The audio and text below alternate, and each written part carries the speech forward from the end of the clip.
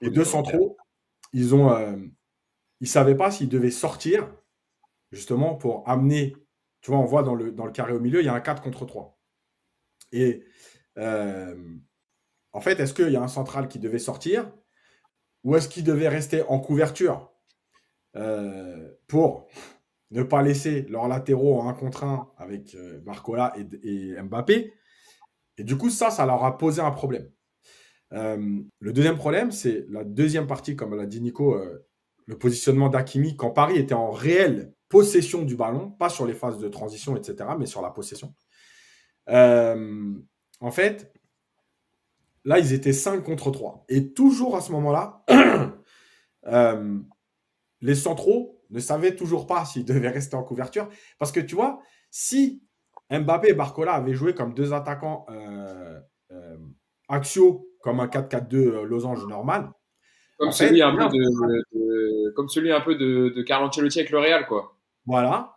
Et ben en fait, là, il y a un central qui pouvait se dire je sors parce que vous êtes 3 contre 2. À partir du moment où ils sont restés écartés, en fait, le problème, c'est que ton défenseur central, il ne peut pas couvrir toute la largeur. Un seul défenseur central axial. Donc, tu prenais le risque d'être quand même pris dans le dos des latéraux. Donc, ils ont décidé de rester à 2 et, de laisser en fait l'infériorité numérique au milieu. Et le problème, c'est que le PSG, bah, avec cette supériorité-là, ils ont pris le dessus. Et la dernière chose là-dessus, c'est que si vous regardez bien, c'était pas encore là aussi figé, mais c'est que Dembélé, parfois il était 10, parfois il était à gauche. En fait, en fonction du jeu, Zaïre Emery était des fois le 10. Bref, il y avait une adaptation à tout ce qui s'est passé au déplacement au milieu. C'est-à-dire que c'était pas toi t'es là, toi t'es là, toi t'es là, toi t'es là. Non, c'est on joue et au moment où on va perdre le ballon, eh ben, suivant où vous êtes, Dembélé va défendre côté gauche. C'est pas un problème.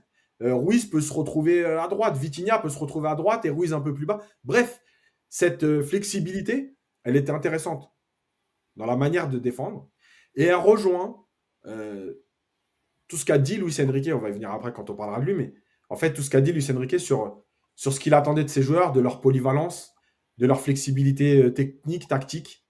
Voilà, on en est là, quoi. La solution, Nico, Yass. Non, ouais, excuse-moi, vas-y, Hugo. vas-y. La solution, en fait, Yacine, pour la Real Sociedad, je me place dans le côté opposé, mais c'était quasiment de passer à une défense à 3 pour faire monter un mec au Oui, milieu, en fait. Ce qu'ils n'ont oui, pas été capables de faire. mais le problème, c'est qu'en passant à 3, en fait, tu n'avais plus qu'un axial. Et comme les deux étaient trop écartés, ils ne pouvaient pas couvrir. Donc, tu prenais le risque de te faire planter sur les transitions, sur les 1 contre 1 sur les côtés.